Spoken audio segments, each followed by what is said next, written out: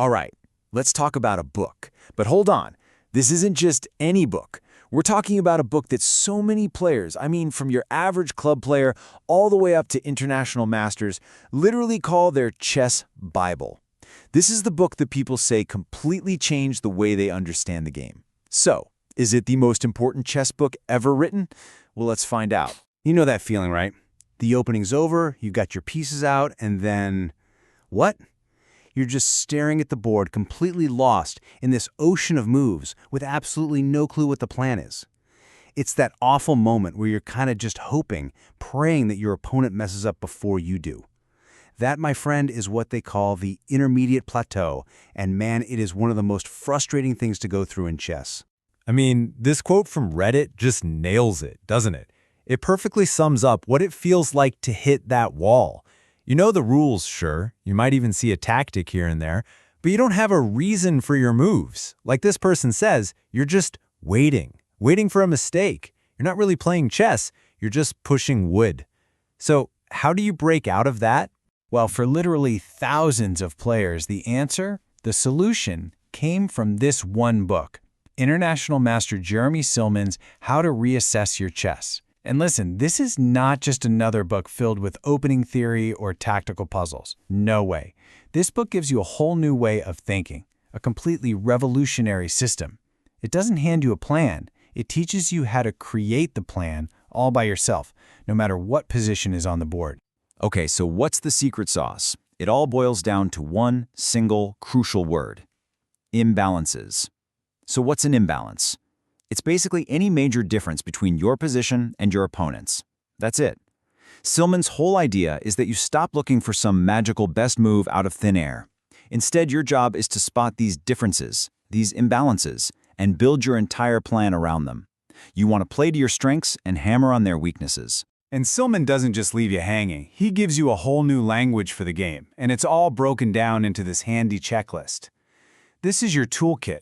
You've got concrete stuff like pawn structure and a lead in development, but also the trickier things like initiative and king's safety. So instead of feeling totally overwhelmed, you suddenly have this focus list you can just run through. You start spotting these key differences, and it's like the position itself starts whispering to you, telling you exactly what you need to do next. You know, one of the best things about Silman is how he makes these ideas stick. He's famous for these super memorable and honestly kinda hilarious analogies. He doesn't just say, "Oh, that's a good bishop and a bad knight." No, he turns it into a little story. You've got this absolute powerhouse of a bishop, a total monster slicing and dicing across the board, and then you have what he calls the slacker knight. You know, that piece that's just sitting on the edge of the board, a complete couch potato with zero prospects in life. And boom! The moment you see that imbalance, that monster bishop staring down that slacker knight, the plan basically writes itself.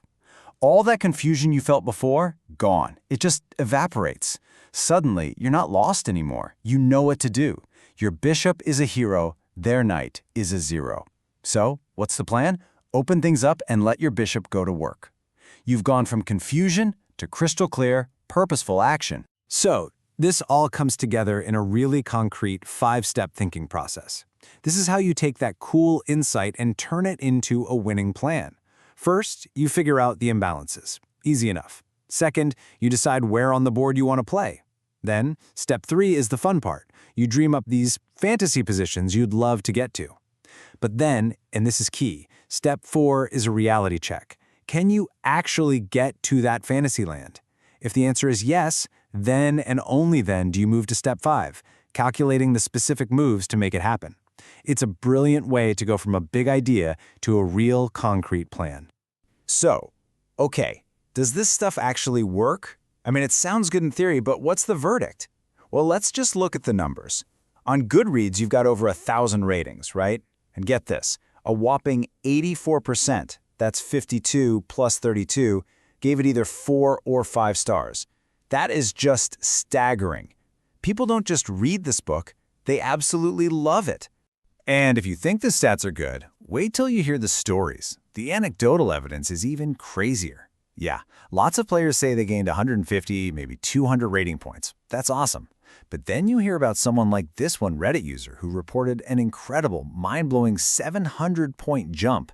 700. They went from 983 all the way to 1673. And their point was simple. Just learning the basics of positional chess, the stuff in this book, puts you way, way ahead of the curve at that level. It's a total game changer. Okay, but let's be real. No book is perfect for everyone. We gotta have a balanced view here. And the number one criticism you hear about this book is the style. Some people find Silman's chatty, conversational tone to be, well, a little annoying. They feel like he beats around the bush and takes too long to get to the point. So hey, if you're someone who just wants the dry, straight-to-the-point facts, this book's writing style might just drive you crazy. But, love the style or hate it, you just can't argue with the results. This book isn't just a book, it's a phenomenon. To put it in perspective, another chess author, international master Cyrus Lakdawala, once said he thinks How to Reassess Your Chess has probably sold more copies than all 43 of his books put together. Think about that. It's just become an absolute cornerstone of how chess is taught today. And really, this quote from international master Sagar Shah gets to the heart of it.